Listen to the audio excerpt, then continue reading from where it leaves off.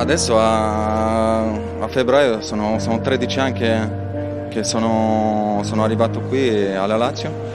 Facevo il debutto contro Fiorentina.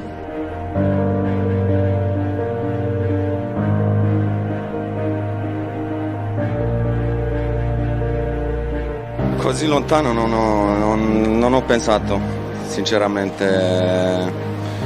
Sono andato partita per partita e guardando adesso sono 13 anni che gioco.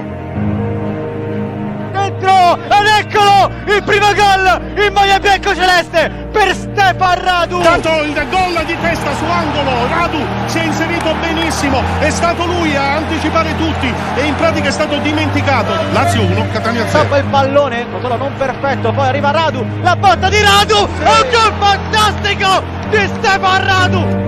Ciao ragazzi, ciao à tutti, bienvenue dans ce nouveau podcast. Comme vous avez pu le deviner et l'entendre, une spéciale légende, une spéciale Stéphane Radu. Aujourd'hui on va décortiquer, on va parler de ce qu'on peut appeler légende de la Lazio, le joueur officiellement le plus capé de la Lazio avec pas plus de 403 sélections officiellement. Mais avant tout, pour parler de Radu, qui de mieux que notre invité du jour. On a Alexandre CM de Foot Roumanie sur Twitter qui est avec nous et que je salue. Salut Alexandre. Salut, merci, ciao à toi merci pour l'invitation. Tout d'abord, écoute, c'est un plaisir d'être avec toi pour évoquer un grand joueur qui aura manqué à la Roumanie pour le coup, mais qui aura servi la Lazio. Donc ça me fait très plaisir de pouvoir en discuter avec toi. Et justement, je t'ai invité pour que tu partages aussi pour nos auditeurs, auditrices, et que ce soit de ma communauté ou même de la tienne aussi, ton ressenti, ton analyse aussi sur ce joueur, mais pas qu'à travers aussi la carrière qu'il a eue et qu'il a encore au sein de la Lazio, mais également au sein de la Roumanie, de cette sélection roumaine plutôt. Et avant de rentrer dans le vif du sujet, je te laisse te présenter pour nos auditeurs. Alors on va faire très simple, hein. Moi je m'appelle Alexandre, faites comme vous voulez, faites comme chez vous. Voilà, j'ai 23 ans, j'ai terminé mes études en journalisme sportif. Et donc je tiens depuis très précisément le 21 février 2020 parce qu'on est en 2021 maintenant, donc ça fait déjà un petit moment. Je tiens le compte Foot Roumain, voilà, ça a été démarré un peu sur un coup de tête un peu réfléchi quand même, où je me suis dit allez, et pourquoi pas, après tout. C'était un moment où je doutais un peu de mon avenir, on va dire, mais je sais pas, je ressentais ce besoin un peu viscéral de partager ma passion, et j'avais cette conviction, on va dire, que j'aurais des gens avec qui en parler plus longuement, et il faut croire que je me suis pas trompé. Et tu as bien fait, hein, comme on se disait en off. On a besoin de comptes comme toi aussi pour nous enrichir de toute cette culture footballistique, car grâce à des gens comme toi, on peut apprendre énormément, que ce soit sur le championnat roumain, sur les les pépites aussi de demain de Roumanie, ainsi qu'aussi toute l'histoire de ton pays, de cette sélection. On va rentrer dans le vif du sujet avec Stéphane Daniel Radu pour l'énoncer. Alors actuellement, donc il a 34 ans, il est né donc à Bucarest. À Bucarest, et quoi de mieux d'ailleurs que d'être né à Bucarest et d'avoir été formé justement au Dynamo Bucarest et non pas au Steaua. De 99 à 2004, il a fait donc son parcours jeune, donc il a fait toutes ses classes jeunes au sein du Dynamo avant même de débuter justement en 2004 jusqu'en 2008 au Dynamo Bucarest, avec plus de 61 matchs joués pour 2 buts marqués. Bon, c'est un défenseur, on va pas juger sur les buts. Est-ce que toi tu te rappelles un petit peu de ses débuts, ou est-ce que tu as pu voir quelques articles de ses débuts justement au Dynamo avant son passage à la Lazio? Oui, parce que bon, c'était pas annoncé comme le crack, c'était pas Kivo non plus. Voilà, c'était pas Kivo, j'allais te le dire. C'est pour ça qu'on en reparlera plus tard, notamment sur ce record qui est quand même très étonnant finalement pour un joueur comme lui. en tout cas ce qu'on en attendait. Mais ouais, effectivement, ça a commencé très tôt à être un taulier du côté de Dynamo. Bon, Dynamo qui n'a plus remporté de championnat depuis maintenant très très longtemps, qui a même perdu un titre contre Unira Urzicen alors que Radu était là. Et je me souviens surtout de cette double manche contre la Lazio en Ligue des Champions. C'était en tour préliminaire, c'était en 2007, je crois. C'est ça, Parce exactement. que justement, c'est à cause de, ou en tout cas grâce à cette double manche que la Lazio s'est penchée sur le cas Radu.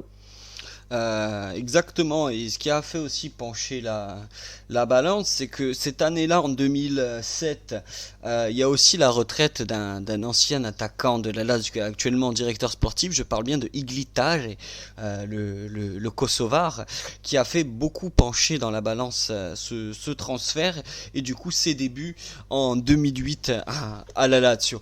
Avant de rentrer aussi dans son parcours à la Lazio, j'aimerais aussi avoir une petite pensée à Lorixana qu'on a eu récemment au sein de la Dialita Francese, qui nous parlait voilà de tout le long où il a pu jouer pendant ces 4 ans avec Stéphane Radu, de son exemplarité, de son travail d'un homme discret, mais d'un homme important dans les vestiaires, et à quel point aussi il a été exemplaire tout le long de sa carrière.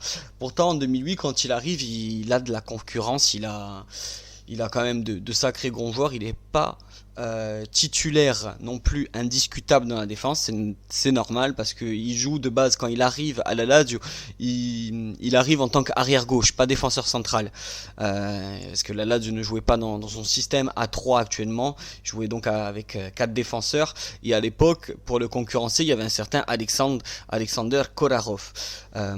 Pas simple pour ses débuts, mais ça n'a pas fait peur non plus à Stéphane Radu. Toi, Alex, justement, bon, je pense que tu le connais, Kolarov, pas simple hein, de débuter, d'arriver dans un club avec quand même une telle concurrence. Pas simple, hein, surtout que Kolarov à l'époque c'était quand même C'était une quelque chose, hein. référence, plus que maintenant. Il vit une triste fin de carrière. Je me risquerais à dire quand même, aussi bien en sélection qu'en club. Mais en fait, je pense que ce qui l'a aidé déjà, c'est l'adaptation. C'est-à-dire que voilà, j'étais allé vérifier un peu ce qui se disait, et effectivement, en 2 semaines, il était déjà capable de tenir une discussion en italien. Voilà, son but c'était très rapidement de s'intégrer, et justement, il partait de cette idée-là que bon, j'ai une chance. C'est-à-dire m'imposer quand même dans un club, même si c'est peut-être pas un top club comme on pourrait y penser au premier abord. Et il a décidé de mettre toutes les chances de son côté. Donc ça a commencé par l'extra sportif, si je puis dire, être parfait de ce point de vue-là, et ensuite faire tous les efforts à l'entraînement pour petit à petit rentrer dans les petits papiers de l'entraîneur de l'époque. Je sais plus qui c'était. C'était Delio Rossi à l'époque.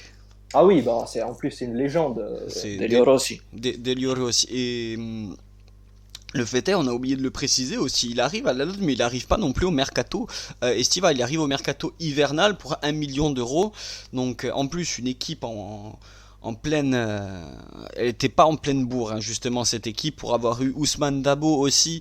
On va parler aussi des anciens joueurs du coup qui ont pu témoigner de son passage, et justement donc il arrive du coup en 2008, en courant 2008, et ce courant 2008, la Lazio était un peu en demi-teinte, c'est-à-dire pour ceux qui s'en rappellent, il y avait des fulgurances en Coppa, il y a eu des fulgurances surtout dans les derbys de la capitale, avec des joueurs majeurs de l'époque comme Goran Pandev, comme même Mauro Zarate, mais c'était pas non plus l'assurance tout risque en défense ou même en championnat, donc il arrive dans un environnement non plus sportif pas idéal, hein, pas idéal, surtout que la Lazio est encore en 2008 fraîchement endetté de l'affaire du Calciopoli. C'est pas simple, mais c'est un battant, Stéphane, il n'avait pas eu peur de prendre son mal en patience pour réussir tout simplement à s'imposer en tant qu'arrière gauche et petit à petit même à être toujours dans l'axe gauche, mais cette fois-ci dans la défense centrale. On a pu souvent voir associé, je pense, à André Dias, à aussi même Sana en défense, il a déjà été associé à lui et plein d'autres grands noms. À partir de là, toi Esper roumain, il a été sélectionné, voilà, que 13 fois, mine de rien, avec la Roumanie.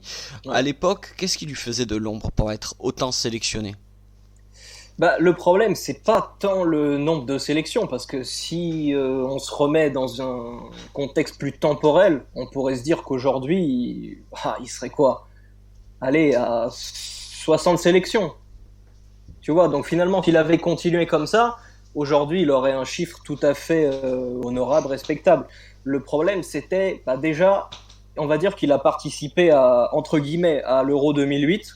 On va dire que ça a été Oui. la compétition pour laquelle il a été sélectionné, mais il n'a pas disputé de minutes, il me semble. Non, Donc, il est jamais rentré. Il est jamais rentré même en cours de match. Il a été dans les 23, mais pas après. Il a fait aucune minute au sein de la défense. voilà, tu vois, bon, il y avait des cadres, la défense n'était pas vraiment le problème, ça allait, mais le problème c'était qu'il y avait un certain entraîneur qui s'appelle Satana, c'est son surnom, entre autres, qui est Victor Pizurka, et lui c'était un entraîneur très spécial, un entraîneur très pragmatique, voilà, c'était pas forcément du beau jeu, même s'il avait des joueurs à disposition des joueurs très talentueux, dont on manque cruellement aujourd'hui d'ailleurs, mais il a souffert justement de cette relation, lui comme d'autres, avec le sélectionneur. C'est-à-dire, à partir déjà de cet euro-là, on a commencé à véhiculer qu'il y avait eu des tensions entre lui et le sélectionneur qui était d'ailleurs encore là en 2013 au moment de son dernier match officiel, qui était donc face à la Hongrie à Budapest, comme un symbole, tu me diras. Un match durant lequel d'ailleurs Adrian Mutu a marqué son dernier but en sélection. Voilà, donc c'était un match assez symbolique. C'était dans l'ancien Ferenc Puskás, dans un huis clos assez angoissant, je m'en souviens encore. Voilà, on avait réussi à arracher le match nul 2-2 pour échouer bien plus tard lamentablement à se qualifier pour le mondial face à la Grèce, mais ça c'est une autre histoire. Mais donc à l'époque, c'était, on va dire, une retraite anticipée qui a été à la fois très mal reçue et très incomprise. Ouais.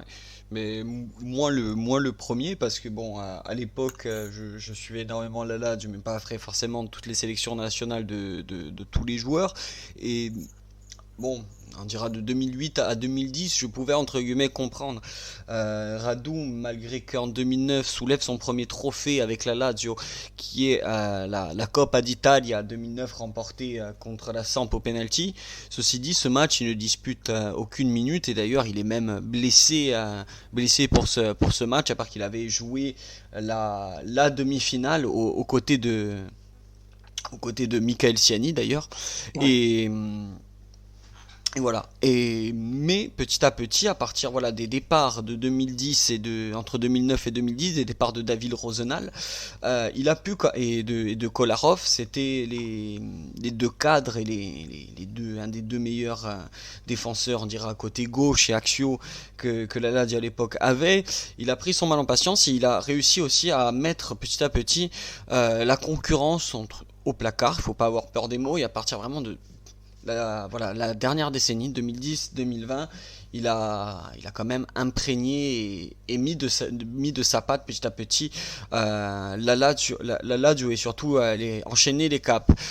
Pour moi, Radu, à l'image aussi de Senad Lulic, il y a aussi, on sait que la Lazio et les joueurs de l'Est sont une grande histoire d'amour depuis 15 ans, hein, même depuis toujours, ouais, c'est vrai. Même depuis toujours, hein, sans citer les Pavel Nedved ou des Dejan Stankovic. Ou Siniša. Et même Mihajlovic, hein, voilà, pour pas tous les citer, il y en a eu tellement. Mais c'était le premier artisan qui a fait qu'il est rentré dans la légende de la Lazio, et d'ailleurs paradoxalement c'est l'année aussi où tu l'as dit où il prend sa retraite en guillemets anticipée, c'est la Coppa Infaccia remportée contre la Roma en 2013. En 2013, donc quelques mois auparavant de sa retraite anticipée, il remporte en jouant ce match contre la Rome 1-0, but de Senad Lulic. Ça a été son à l'époque troisième trophée remporté avec la Lazio pour un joueur comme Radu et comme surtout une équipe comme la Lazio à l'époque avec une grosse concurrence, que ce soit l'Inter de Mourinho ou la Juve d'Allegri. C'est quelque chose de marquant, c'est quelque chose de solide, mine de rien, dans un palmarès pour un joueur comme Radu, dans une équipe comme la Lazio, de déjà gagner 3 trophées en seulement 5 ans. Et c'est pas anodin s'il a commencé surtout à graver son nom au fer dans l'histoire. Justement, là on commence à rentrer dans sa carrière. 3 trophées en 5 ans, c'est plutôt pas mal. Ouais.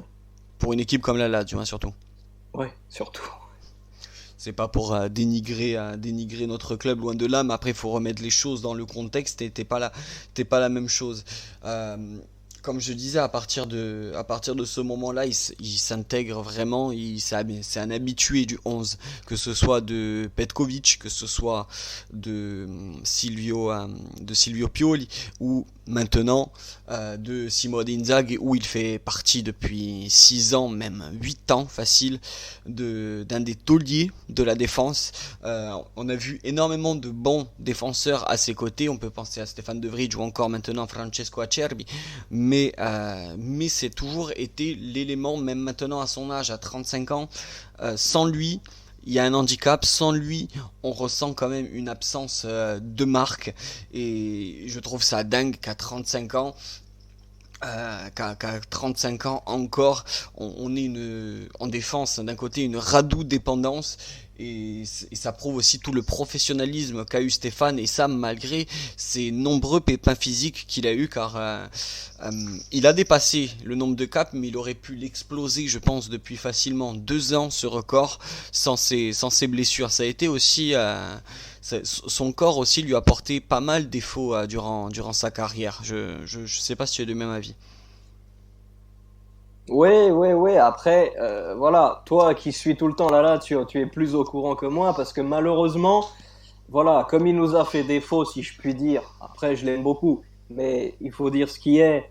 C'est compliqué le rapport à Radu aujourd'hui.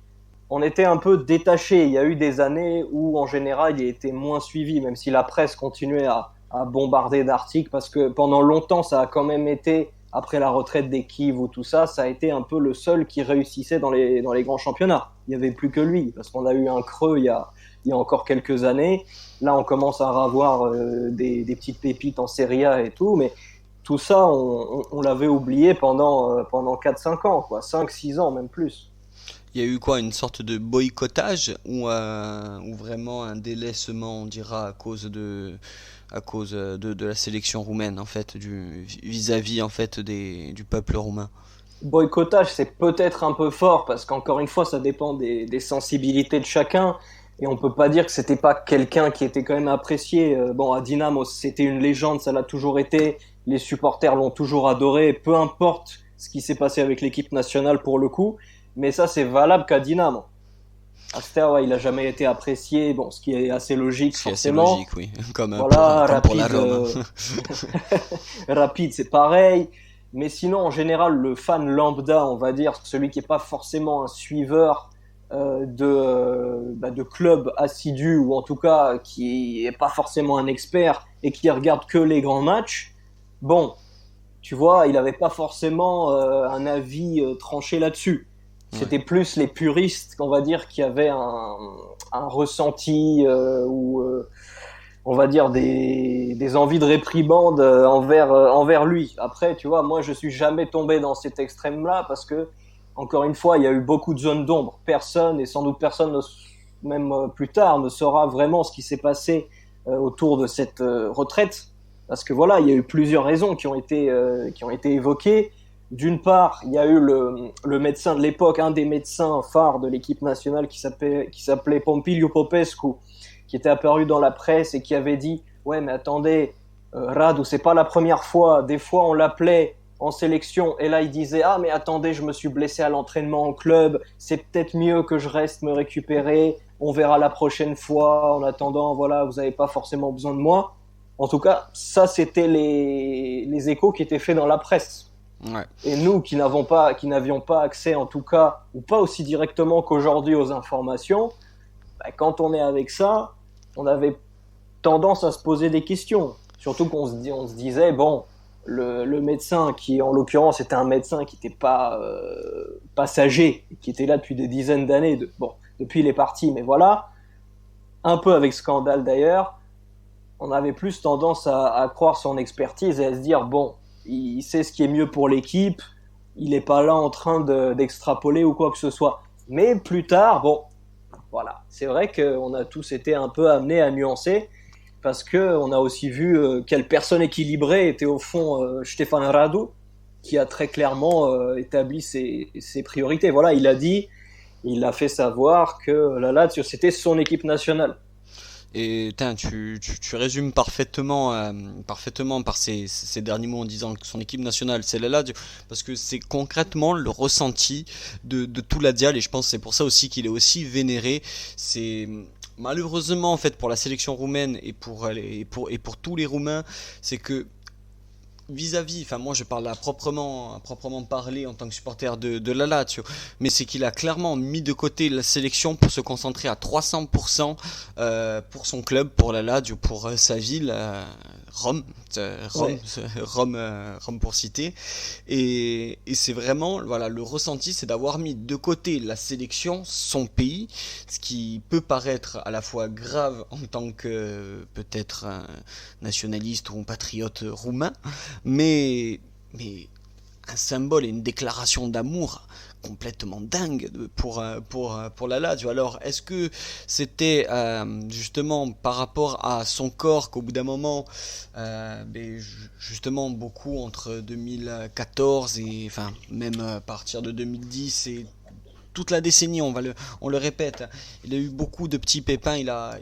rarement fait 35, 38 matchs dans la saison, souvent eu des pépins. Alors est-ce qu'il sentait d'un côté que de faire tous ces déplacements, parce que bon, il faut prendre tout ça en compte aussi, hein, que la vie d'un footballeur professionnel et en plus sélectionné dans une équipe nationale, c'est pas facile, ça doit pas être facile tous les jours, hein, de se déplacer tout le temps aux quatre coins du monde, aux quatre coins de l'Europe, ça doit pas être simple. Alors est-ce qu'il sentait que son corps ne lui permettait pas de faire aussi tous ces déplacements et tous aussi ces efforts physiques et mentaux, ou est-ce que aussi c'est pour préserver sa place au sein de la Lazio qui manquait aussi cruellement de bons défenseurs durant la dernière décennie? On ne sait pas. Je voudrais attaquer aussi une dernière question avant de conclure ce podcast. Voilà, il a dépassé quand même le record de Giuseppe Faval qui était de 401 sélections. Aujourd'hui, alors on se parle, on est dimanche 18 avril. Il a joué le match contre Benevento, victorieux 5-3. Il a atteint donc les 403e sélections avec la Lazio. Il a remporté 6 trophées, 3 Coppa d'Italia, 3 Supercopes. Il a frôlé de peu à être même champion d'Italie l'an dernier sans le Covid. On ne le saura jamais. Est-ce que pour toi, c'est une légende du club de la Lazio? Ah oui, après, bien sûr, écoute, comme je ne suis pas supporter à proprement dit de la Lazio, mais plutôt de la sélection roumaine, bon, c'est un rapport assez compliqué, mais pour la Lazio, pour moi, c'est évident. Il a battu un record, et puis c'est quand même un joueur étranger qui bat un record, c'est pas tous les jours, je pense que ça qui est arrive. Beau. Parce que c'est un Italien, donc Giuseppe Favari qui l'avait, et là c'est un joueur de Roumanie qui bat le record. Alors peut-être, comme tu l'as dit aussi, pas le plus médiatisé, pas le plus extraverti, peut-être aussi un joueur très discret, mais justement son professionnalisme a fait que il a pu engendrer les victoires et surtout les sélections. Alors est-ce que pour être une légende il faut forcément des trophées comme l'ont eu ses prédécesseurs scandinaves, comme on a cité les Sinisal, les Padvel, les Dejan? Ça, c'est chacun libre de penser qu'il faut plus que des sélections, mais des trophées et une histoire pour marquer la légende tout simplement. Mais en tout cas, son record, ça on ne l'enlèvera pas.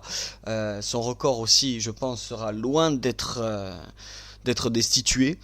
Et à mes yeux, en prenant toutes les choses dans leur contexte, toutes les grosses équipes qu'a pu affronter la Lazio durant ces 2 dernières décennies où Radu a participé avec la Lazio, entre l'Inter et la Juve, et là cette année encore peut-être l'Inter, soulever 6 trophées, battre le record, marquer 8 buts, faire plus de 400 matchs.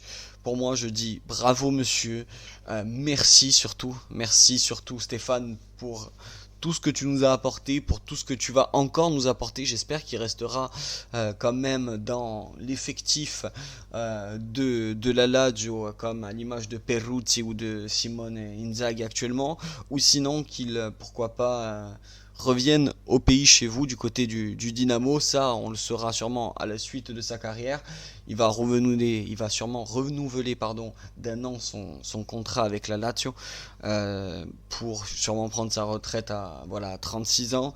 En tout cas, moi à proprement parler, c'est de vivre ça actuellement en toute âme et conscience, d'avoir un tel joueur.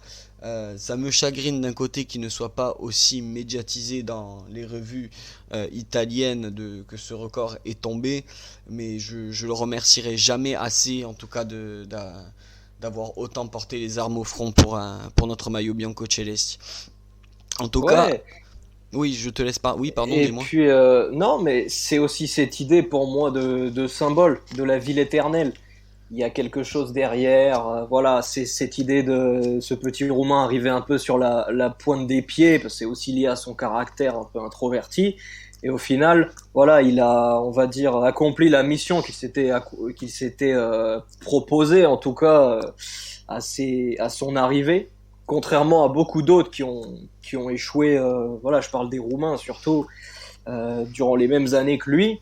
Parce que bon, au final, faut pas oublier qu'il y a eu aussi des Roumains qui étaient à la Rome. Il y a eu, par exemple, Bogdan Lobonț. Bon, lui pour le coup n'a pas échoué, mais était remplaçant. Oui, c'est vrai. Donc c'est pas la même, tu vois, c'est pas le même rapport. C'est pas la même comparaison, ouais, c'est exactement. Et lui, justement, il a réussi à prouver aux sceptiques finalement au pays qui se sera attendu, voilà, ce genre de record dans des clubs majeurs italiens, soit battu par des Chievo, par des Mutu. Parce que Mutu, à chaque fois, bon, ça c'est pareil. Moi, je suis un grand défenseur d'Adi Mutu. Le joueur, l'entraîneur, bon, il y a quelque chose à redire sur l'entraîneur pour l'instant, mais le joueur, j'ai toujours défendu. Moi, en tant que supporter Bastiais, son passage à la CA, j'ai du mal. Forcément, C'était pour le clin d'œil. Je te comprends. Et puis, certains pourront pointer son embonpoint ajaxien et aussi son petit défi raté avec Zlatan. Mais bon, sinon en Italie quand même c'est la barre des 100 buts bien dépassée en Serie A, ce qui pour un attaquant roumain est très très valorisante. Et on se serait plus attendu à ce que ça soit ces joueurs-là qui au final ont marqué un club italien. Donc ça a été aussi bien la Roma que l'Inter après. Ensuite, Mutu donc il a commencé à Parma. Il y a aussi eu c'était un peu compliqué la Juve parce qu'il y a eu aussi le Calciopoli en même temps. C'est ça. Mais je dirais qu'il a vraiment marqué la Fio. Oui, surtout la Fio. En tout cas, ça m'a fait plaisir d'avoir ton avis, voilà, en tant que spécialiste foot Roumanie, pour discuter de Radu et voilà à chaque fois tu anticipes les questions que je voulais dire et tu es très fort sur ça. Mais justement il a fait déjouer tous les sceptiques qui peut-être au pays ne croyaient pas en lui. En tout cas dans la ville éternelle on a toujours cru en lui. Alex, merci énormément d'avoir participé à ce podcast. C'est déjà terminé. Oui, c'est déjà terminé déjà. Parce que tu vois j'avais 2-3 choses en fait tu vois qui viennent de me venir en... Vas-y, je te laisse terminer le podcast avec grand plaisir sur ces derniers mots alors. Dans la teste comme on dit, la cervelle, Mais justement, ce que tu disais tout à l'heure sur sa retraite, ou en tout cas son après-carrière, c'est vrai que, en tout cas, lui, il a laissé entendre que évidemment, il va revenir au pays et à Dinamo, surtout. Bon, Ça, ce serait une bonne chose. ça, on sait pas si ça sera. Je doute qu'il devienne entraîneur. Honnêtement, jusqu'ici, je décèle pas trop, voilà, une patte managériale ou ou même un futur grand tacticien. Mais après, chaque joueur peut nous surprendre. Un Moutou est arrivé un peu de nulle part. Après, il n'est pas obligé d'être forcément entraîneur. Il peut être C'est ça, DS, il peut être manager, recruteur, manager, bien exactement. sûr. Exactement. Et parce que justement, ça c'est quelque chose de très important. Ça prouve qu'il n'a pas fait une croix sur la Roumanie et que Qu'il n'a contrairement pas à... d'oublier d'où il vient. Oui, oui, et contrairement à ce que peuvent dire justement certains médias qui sont dans le putaclic, on va dire, pour dire les choses clairement, il n'a pas oublié la Roumanie. Il continue à venir en vacances et surtout, on va dire, il est membre élite du programme socio DDB, donc Doar Dinamo București. Et d'ailleurs, je salue certains de mes followers qui sont membres DDB. En gros, c'est le programme de Socios qui permet aujourd'hui de maintenir à flot, en vie en tout cas, le Dynamo, tout simplement. Très belle cause. Puisque sans ça, il serait tout simplement coulé, endetté, comme d'autres grands clubs avant eux. Et aujourd'hui, il ne faut pas oublier que c'est le dernier grand club, le seul club qui n'est jamais descendu en deuxième division. Et qu'aujourd'hui, il existe un risque, très clairement. C'est-à-dire, en fin de saison, on peut avoir Dynamo en deuxième division et un cataclysme qui peut arriver avec peut-être une disparition. On l'a vu avec Rapid, on l'a vu avec Steaua, L'imbroglio, FCSB. Tout est possible aujourd'hui. Personne n'est à l'abri. Mais en tout cas, Stefan Radu a contribué fortement à sauver son club. Et ça, on n'en parle pas assez, je pense. Voilà, et pour conclure, je dirais, voilà, ce serait plus j'aime bien en fait exposer à la fois mon point de vue, le point de vue à peu près général des gens sur le joueur. Et aussi, voilà, je pense qu'il faut, on va dire, tout peut se comprendre. À la faire fois la part des choses de C'est tout ça. et remettre les choses dans son contexte aussi. C'est ça, c'est-à-dire à la fois, moi je comprends que Stefan Radu soit contesté parce que on part d'un postulat comme quoi la convocation en sélection elle est sacrée, bon, surtout en Europe de l'Est où bon, Oui. l'équipe nationale c'est C'est voilà, le drapeau, c'est c'est tout. Hein. C'est même plus haut que le gouvernement pour certains pays. ah oui oui, très clairement. Et refuser ça quand toi qui es issu finalement d'un cercle assez fermé, restreint, qui fait de toi un privilégié, que tu le veuilles ou non, alors que tant d'autres aimeraient être à ta place, bon, je peux comprendre que pour certains, ça peut la foutre mal. Parce que tu refuses pas le symbole, tu refuses pas le facteur d'identification. Après, il faut aussi comprendre et avoir tous les éléments en main. On les a pas tous, donc on peut pas juger sa décision. On est qui? On est qui pour le juger? Et aussi, il faut pas oublier une raison dont on a pratiquement jamais parlé depuis, c'est qu'à l'époque, bon, encore aujourd'hui, un peu moins quand même, mais à l'époque surtout, les années 2000-2010, c'était très fréquent, c'était les jeux d'agents. Oui, Et aussi. Stefan Radu, on va dire, il était totalement, lui, c'était un peu même s'il était introverti, dans sa tête, c'était un rebelle. Donc, il était, on va dire, moins expressif que Gabi Tamash, par exemple, Ouais. qui est à peu près de la même génération que lui, mais lui était souvent préféré en équipe nationale, et qui lui est totalement extraverti. Voilà, c'est le mec bourré en cantonnement, ou même avant les matchs, le gars il se prend une petite bière, un petit whisky dans le vestiaire, ou il finit dans des cages d'escalier à moitié KO, enfin bref. Et justement, Stefan Radu, lui, il a dénoncé le fait que ça soit 1, 2, 3 agents qui tenaient tout le système de convocation, puisque on l'apprendra plus tard, mais il y avait les fameuses commissions. Donc, si tu payais, c'est comme un droit d'entrée que tu payes pour être au moins sur liste d'attente, au mieux sélectionné. C'est pour ça qu'on a eu plein de fois des noms bizarres appelés en sélection, des joueurs qui performaient pas du tout en club, mais qui étaient, on va dire, dans les petits papiers des sélectionneurs parce que leurs agents avaient les bons contacts ou avaient déjà été auparavant agents Ou les du bonnes sélectionneur relations, ouais, tout le temps. ou Ouais. de l'encadrement.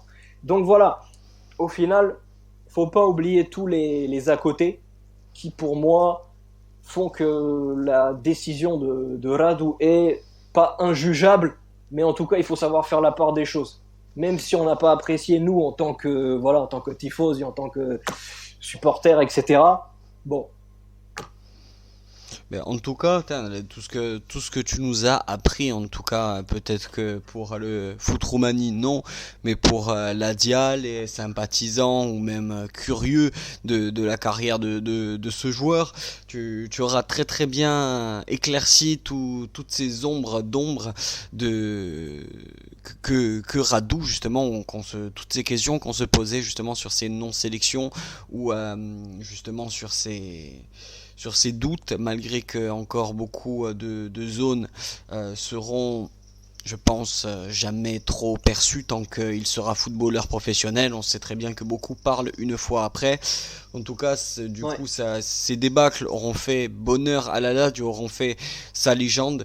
Et on le remerciera jamais assez. Il sera en tout cas de notre côté, même au Dynamo, à jamais une petite légende pour le Dynamo et une très grande pour la Lazio. Alex, merci infiniment de toutes ces informations. Merci d'avoir passé cette grosse demi-heure avec moi. Je rappelle pour nos auditeurs, c'est le @footroumanie sur Twitter pour ceux qui veulent aller le suivre. N'hésitez pas, follow mass ce très beau compte d'actualité sur le foot roumain en général. Merci infiniment, Alex. Et Merci à toi, merci. Bah, écoute, ça fait plaisir d'être là avec un véritable tifoso, voilà, du cru, on va dire, un véritable corso italien, qui fait fort plaisir. Donc voilà. Et petite précision sur le hashtag, c'est foot roumain. Donc voilà, si vous tapez foot Roumanie, c'est pas sûr que vous me trouverez directement. Foot même roumain, si, voilà. bon. Foot roumain. Merci de la précision. En tout cas, les gars, sur la Dialita Française, on se retrouve très bientôt pour d'autres avant-matchs, d'autres spéciales et même d'autres aventures. C'était la Dialita Française en compagnie de Alex, foot roumain. Ciao ragazzi et forza Lazio.